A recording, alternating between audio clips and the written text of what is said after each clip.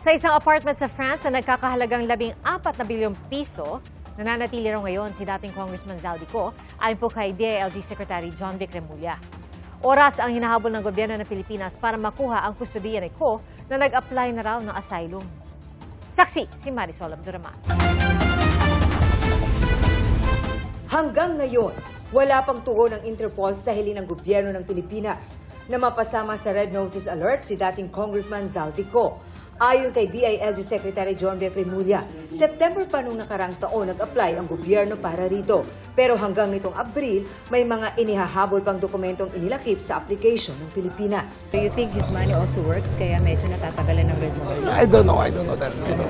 Sabi ni Remulla, patuloy nilang tinatrack si Zaldico at inaalam ang kanyang whereabouts habang hinihintay ang Red Notice. Sabi ni Remulla, nakatira ngayon si Co sa apartment sa Paris, France na nagkakahalaga raw ng 14 na bilyong piso. He has a house in Champs-Élysées na 10 bedrooms na malapit sa Christian Dior. Ganito kalaki yung taas yung mga ceiling nun, 10 bedrooms. Probably worth maybe $200 million. Euros, yung isang bahay na gano'n. So, doon siya ngayon nag-stay. We cannot get him in any way we can. Red notice ang pag-asa. Red Notice na lang. Oras ang hinahabol ng gobyerno para makuha ang kustodiya ni Co bago maaprubahan ang hiling niyang asylum na magiging hadlang sa pagpapauwi sa kanya sa Pilipinas. We're working very hard. Hindi talaga convivial dyan. I'm confident na bago siya matapos yung asylum application niya, makukuha na natin si Saudi. Sagot naman ng abogado ni Co na si Attorney Roy Rondain. Foolish ang mga sinabi ni Remulla. Hindi raw alam ni Rondain kung nasa Paris talaga si Co. Ayon sa website ng Interpol, hindi nila pinanghihimasukan ang mga proseso ng asylum ng mga member country. Nasa isang bansa na rin ang desisyon kung pagbibigyan o hindi ang hiling ng isang applicant. Pag-amin ni Remulla, siya ang nagbigay ng impormasyon sa Pangulo ukol sa pagkakadetain ni Co sa Czech Republic. He was detained for 36 hours.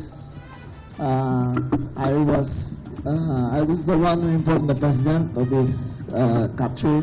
Nagpadala kami ng yung ambassador natin, nearest ambassador to the Czech Republic, pinadala namin kagad to coordinate yung military attaché. Pero huli na raw nang dumating doon ang mga abogado ng gobyerno, kasama si Acting Justice Secretary Frederick Vida.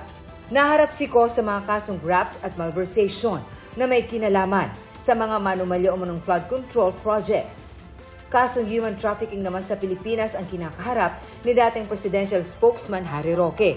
Nag-apply siya ng asylum sa Austria at ngayong araw inaasahang malalaman kung maaaprubahan ito. Isa pang tinutugis si Atong Ang na may patong-patong na kaso kaugnay ng mga nawawalang sabungero. May pending application din ng gobyerno para maisama siya sa Red Notice Alert. Sabi ni Remulla, muntik na nilang mahuli si Ang sa Cavite nung nakarang buwan. Yung pagkain ng bebente, nung pag-ibig namin ang bebenta.